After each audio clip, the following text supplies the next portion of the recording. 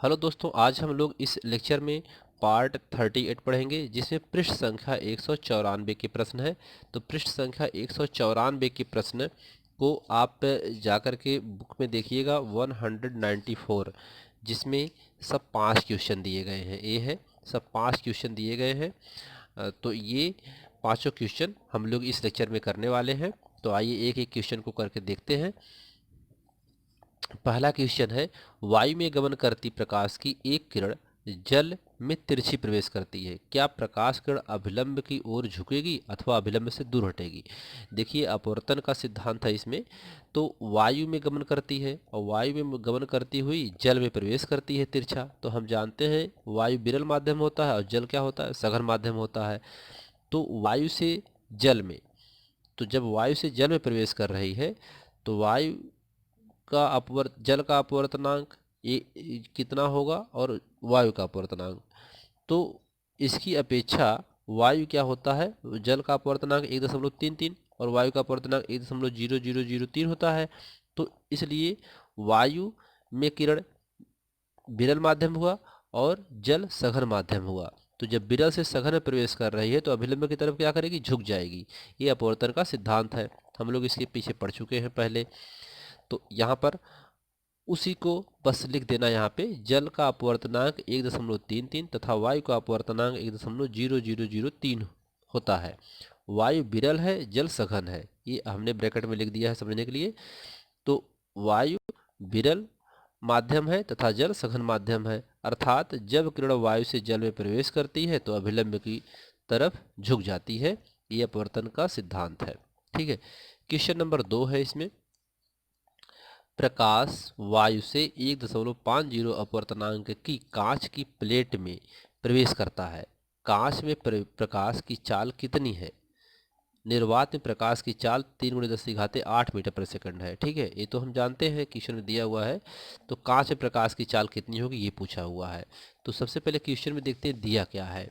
दिया है निर्वात में प्रकाश की चाल c बराबर 3 × 10⁸ मीटर प्रति सेकंड दिया है। कांच की प्लेट का अपवर्तनांक दिया हुआ है, एन जी लिखते हैं इसको न। अपवर्तनांक किसका है, कांच का, ग्लास का 1.50 दिया है।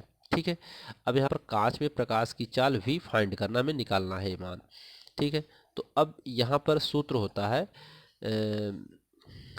देखिए यह निरपेक्ष अपवर्तनांक की बात कर रहा है वायु से कांच में। ठीक है, तो इसमें कांच में उसकी चाल पूछा हुआ है।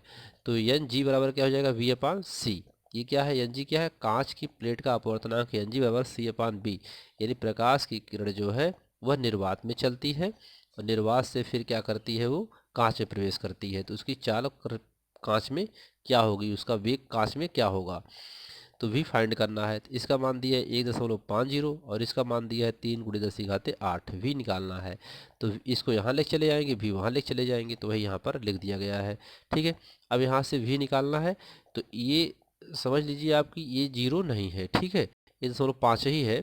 तो यहाँ पर एक जीरो ऊपर बढ़ा देंगे तो 30 हो जाएगा। तो 15 दूनी 30, 2 आ गया और 10⁸ तो ये जीरो आप नहीं लिखेंगे फिर भी चलेगा यहाँ पे।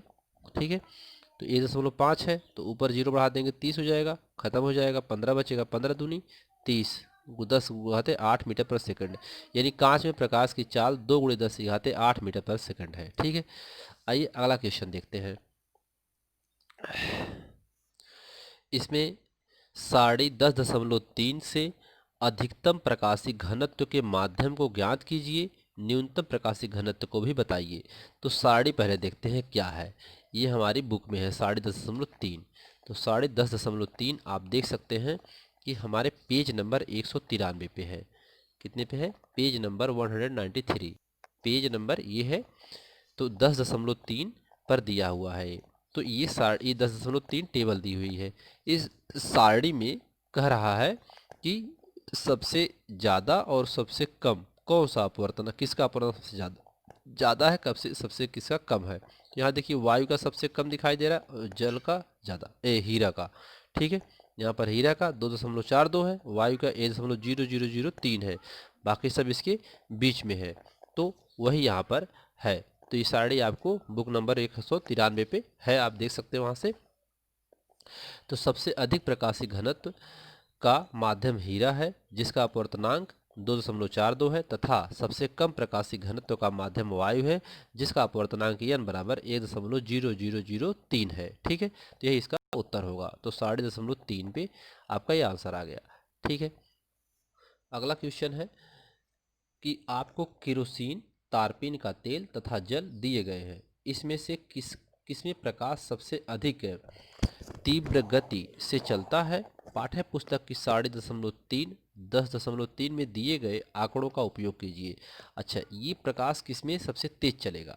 तो देखिए, जिसका अपवर्तनांक सबसे कम होगा उसमें प्रकाश की किरण सबसे तेज चलेगी, जिसका अपवर्तनांक ज़्यादा होगा उसमें प्रकाश की किरण कम चलेगी अर्थात धीमा चलेगी।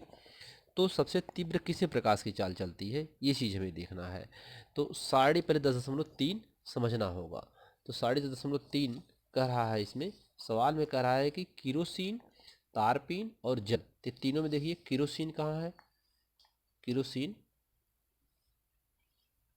ये केरोसिन है, इसका कितना है 1.44 है। और तारपीन, ये तारपीन है 1.14 है। इसके बाद जल है, जल क्या है 1.33 है।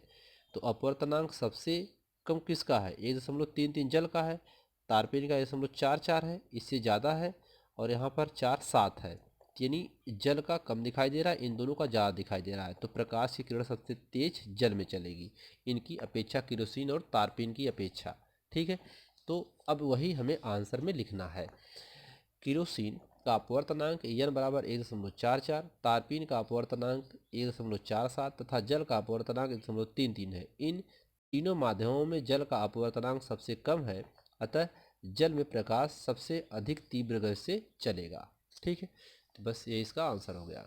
अगला क्वेश्चन है कि हीरे का अपवर्तनांक 2.42 है, हीरे का अपवर्तनांक 2.42 है, इस कथन का क्या अभिप्राय है? तो हीरे का अपवर्तनांक 2.42 है, इस कथन का अभिप्राय है कि वायु या निर्वात में प्रकाश की चाल का अनुपात और हीरे में प्रकाश की चाल का अनुपात 2.42 है। देखिए, हीरे का अपवर्तनांक कितना है, 2.42 है। तो यानी हीरे का अपवर्तनांक है, तो जो यह इस कथन का अभिप्राय है कि वायु अथवा निर्वात में प्रकाश की चाल का अनुपात और हीरे का अनुपात, यानी इस चीज़ को समझने के लिए आपको निरपेक्ष अपवर्तनांक में जाना होगा। यानी निरपेक्ष अपवर्तनांक होता है, निरपेक्ष अपवर्तनांक बराबर होता है, निरपेक्ष अपवर्तनांक बराबर होता है C/V। तो एक माध्यम तो दिया हुआ है, यहाँ पर क्या दिया हुआ है, हीरा, और यहाँ पर C जो है वह निर्वात या प्रकाश की चाल होती है, वायु या निर्वात में प्रकाश की चाल होती है। तो यह किसके बराबर है, 2.42 है। ये दोनों का क्या है, अनुपात है, किसका, वायु और हीरे का। ठीक है, तो यहाँ पर वायु की बात नहीं कर रहा है, तो यानी वायु से इसमें हीरे में आ रही प्रकाश किरण, तो इसका मतलब हुआ निरपेक्ष अपवर्तनांक। तो इसमें हम ये दोनों का अनुपात क्या है, 2.42 है। तो इस प्रकार से हम कह सकते हैं कि हीरे का अपवर्तनांक 2.42 है। इस कथन का अभिप्राय है कि वायु या निर्वात में प्रकाश की चाल का अनुपात और हीरे में प्रकाश की चाल का अनुपात 2.42 है।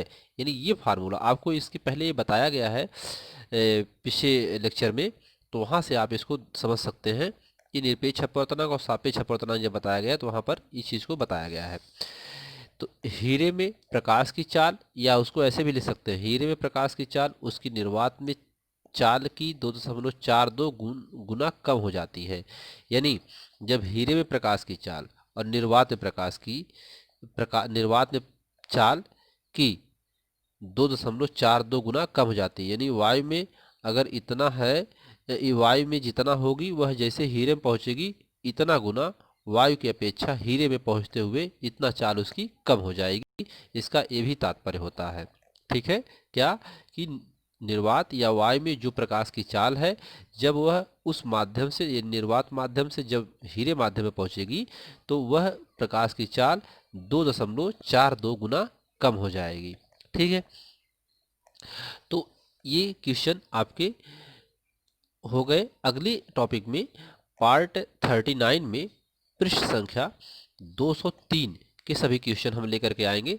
तब तक के लिए धन्यवाद। आपको वीडियो अगर अच्छे लग रहे हों प्लीज़ आप लाइक करें, सब्सक्राइब करें, शेयर करें और कमेंट आप ज़रूर करें। जो भी कमी हो, जो भी चीज़ें आपको छूट रही हों या जो न समझ में आया हो तो आपको समझाने का प्रयास पूरा किया जाएगा। तब तक के लिए धन्यवाद।